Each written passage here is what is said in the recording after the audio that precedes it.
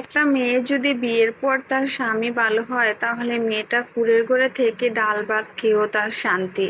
আর যদি মেয়ের স্বামী ভালো না হয়, কি হবে রাজপ্রাসাদ দিয়ে, কি হবে দামি শাড়ি দামি গয়না দিয়ে, যদি তার স্বামী ভালো না হয়। কারণ একটা মেয়ে বিয়ের পর মা মা বাবা সবাইকে, আত্মীয় স্বজন সবাইকে ছেড়ে আসে একজনের হাত ধরে।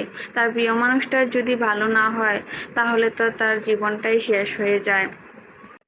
হ্যালো, আসসালামু আলাইকুম এভরিওয়ান, কেমন আছেন? আশা করি সবাই ভালো আছেন।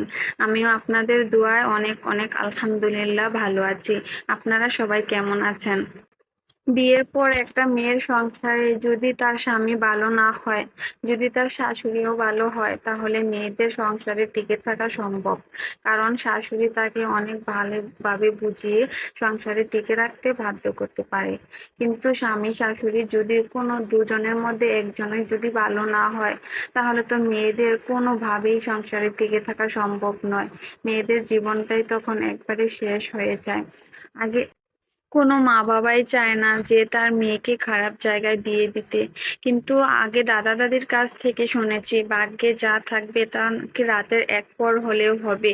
ভাগ্যের খণ্ডন কেউ খণ্ডিতে পারবে না।